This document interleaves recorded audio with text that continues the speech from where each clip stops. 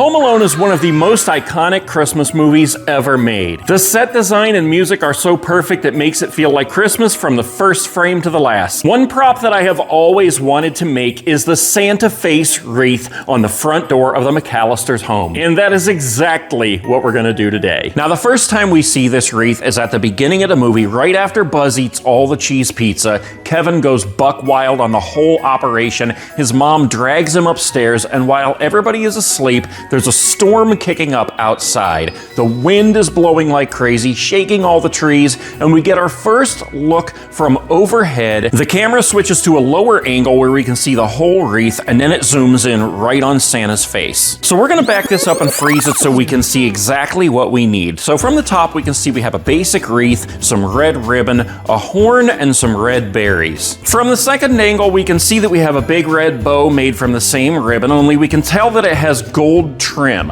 We also get our first look at Santa's face. There's not only one, but two horns. They are brass bugles. One has a round handle and one has an oval handle. We also have some white flowers, red apples, and a little bit of basic greenery. The third angle zooms right in for a close-up shot. We can see that there is some red yarn wrapped around the handles of the trumpets. There are also lights on this wreath, and then we get an excellent look at Santa's face. Now, this is a very unique Santa face, and this is what makes the whole wreath. He has a very particular curve at the top of his hat, holly and berries, a horseshoe mustache, and a very wavy beard that looks like it's blowing in the wind over to the right. Now, like I said, this is a very unique Santa face. They are difficult to find, but they do pop up from time to time, and most of the time people don't know what they have, so you can get them at an awesome price. You're not gonna find it on Amazon. You might find it on Facebook Marketplace. I had to go to eBay, and I was lucky enough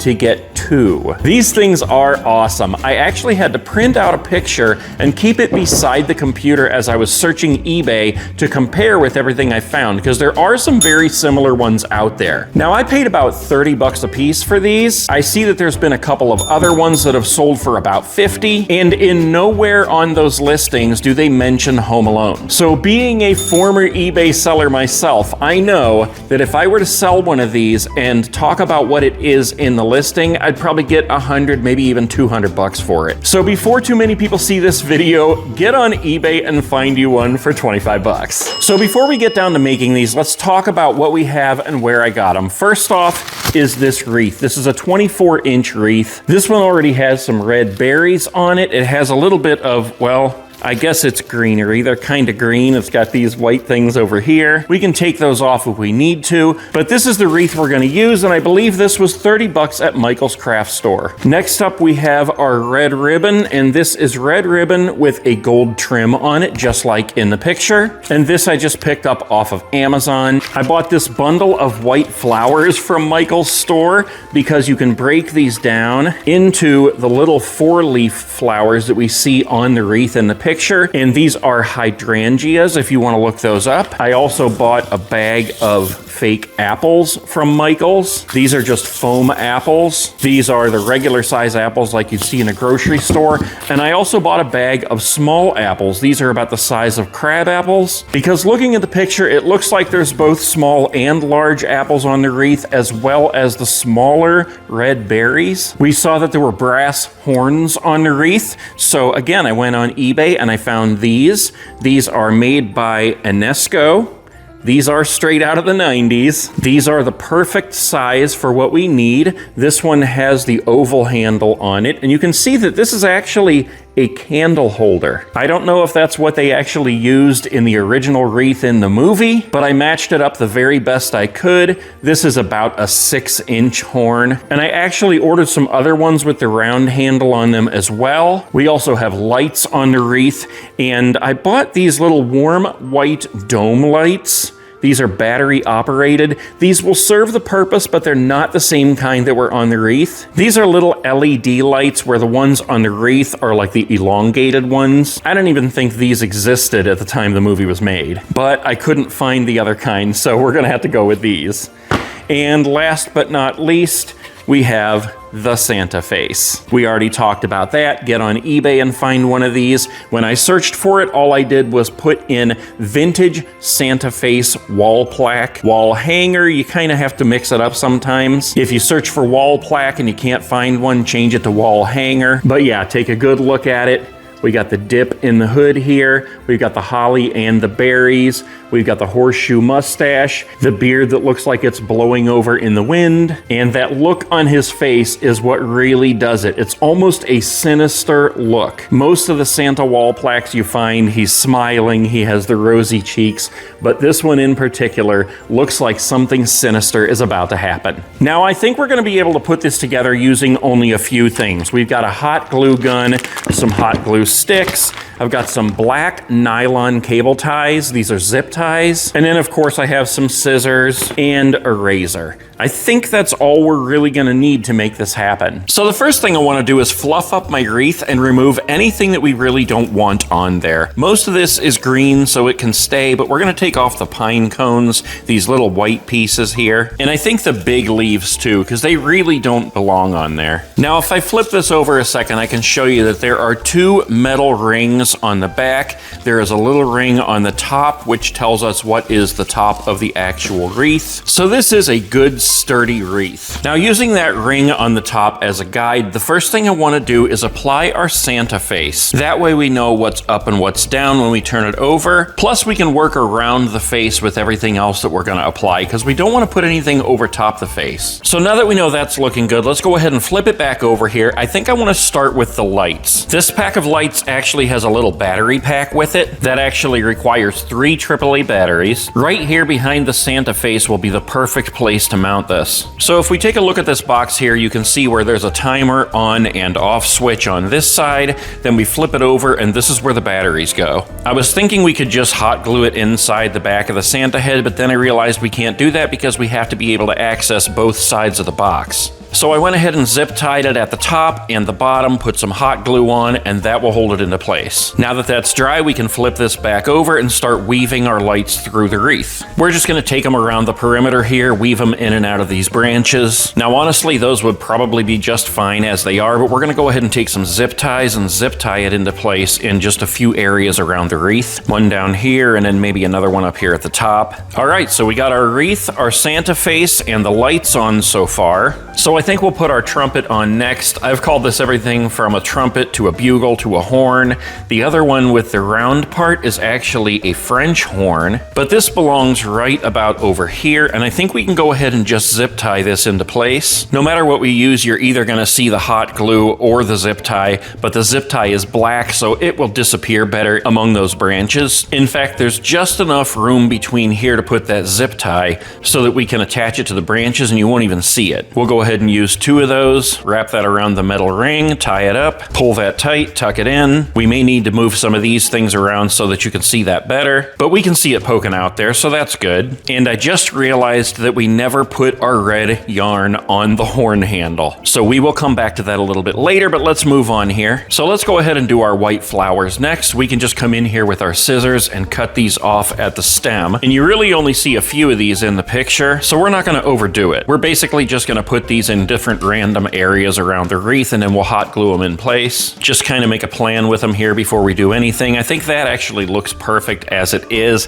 Any more than that and I think it would be overkill. So we'll go ahead and just put a little bit of hot glue on the back of each of these. That seems to be working out pretty good. Yeah, that looks pretty much perfect right there. And if we decide later we want more, we can always go back in and put more. So next we're gonna do the apples. We've already got the red berries here. We know we're gonna want 2 big red apples because in the picture there was one over here, one on the other side. I don't know how many of the small apples there were, so we're just gonna put a couple of random ones. So let's go ahead and just kind of mock this up. If we put one over here, and another one over here, because it was kind of close to the face in the picture. That'll be good for the big ones. And then we definitely want a small one over here. At least that's how it looked in the picture. Maybe we can put another one up here and then another one over here. Remember, we're gonna have this big bow up here as well. So let's go ahead and start with this apple right here. Put a nice gob of glue on there, stick it right in place. Same with this one, small one right here, and then we'll do the big one. And we want a good amount on this one because it's kind of heavy. Push it right into the branches. Same with this one over here. So this is coming along really good. We need the French horn over here yet and the bow at the top. I can see that there's some open space over here, so you can just kind of move the branches around to fill that up if you want to. So at this point, let's go ahead and fix that horn that we forgot to put the red yarn over.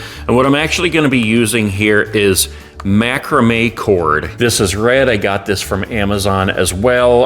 It looks like it's by a company called Macrame City. And this is a nice thick red cord rather than just a thin, soft yarn. So if we go ahead and take a look at the picture from the movie, just so that we can see exactly where this yarn is, you can see that on this horn, it's wrapped around the top here. And then it looks like there's a couple of cords just kind of hanging. So we're gonna prepare this again first with our zip ties. I did also realize that it had it on there wrong. It needs to be something like this, because then we come in with our French horn and it actually aiming downwards. Something like this. We'll have to figure out how to get that on there right. I think this is about how it is right here.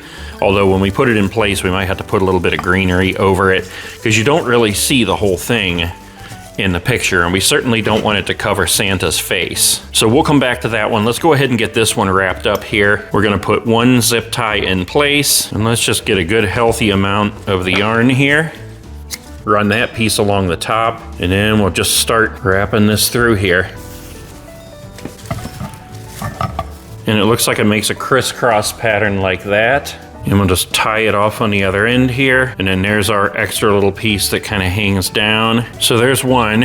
And then we'll just use that zip tie, something like that. I think that's about right. And then there's our rope hanging down. And then we'll do the same with our French horn here. Pull it up tight on the end there. So that is gonna go over here. So we'll go ahead and put a zip tie there to hold it in place good. And there we got our horns. Now we are ready for the final piece, which is gonna be the ribbon and the bow. So I flipped this over and messed with it for a little bit and repositioned Santa's face because we kind of want him facing that way. That's how it is in the movie, and it gives it that kind of sinister look. I love the way this thing is coming along. So here is our ribbon. You can see it's the red ribbon with the gold trim. But once again, let's go back to our reference picture of this wreath. So let's go ahead and just take a separate piece right here. And it looks like there's some that sticks out down here. So as strange as that seems, that's how it looks in the picture. We're gonna go with it. Go ahead and put some hot glue on there, and we're just gonna stick it in here, and there's a random ribbon piece sticking out. And that's how it looks in the picture. There's also a couple pieces that stick out on the sides here, so let's go ahead and cut those. Probably about 6 8-inch pieces. And again, we'll just go ahead and put some hot glue on here and like kind of tuck them in there. And with the wires inside these ribbons, you can put your fingers on here and pull, and it'll kind of give it that rounded look. In fact, I remember seeing in the picture that one of these was cut at an angle like that. Yeah, that looks pretty cool actually. Okay, so that looks pretty dang good. I love how this is coming along. So for the bow that goes along the top, I have tried this in a couple of different ways. I've tried to use this stuff to just wrap it up and actually form a bow, and it doesn't end up looking right. So I'm gonna go ahead and spin this around so I can work on it from this end. And if we look at the picture from the movie, it looks like there's basically a lot of small loops up here on the top. It looks like there's a couple going this way, and then like 6 of them in the middle here. And I want this to look as close to what's on the screen as possible. So let's go ahead and do it this way. Cut a handful of these. Let's go ahead and just place them in here first. We're not gonna glue any in place yet. I just wanna see how it would look if we do it this way. Yeah, I really think this is the way to go right here. I think that looks more like what's in the actual movie than any other kind of bow that I could make. So I'm gonna mess with this here a minute. I'm gonna use my hot glue to hot glue each of these in place, and then I will show you the final product. All right, so there it is, guys. It is completed. We got it hanging up on the door here. Look how absolutely awesome that looks. I can hear the Home Alone music playing in my head right now. That is a pretty dang good match to that wreath on their front door. So here's how it looks on my front door at home. I think that thing looks so awesome. And if we're comparing it to the one in the movie, then we got to start from up here, where you would see like the light flying around up here, and then it goes to down here, and then it zooms right in on the face. So cool. Let me know what you guys think in the comments below. If you love it, make sure you subscribe and hang around for more.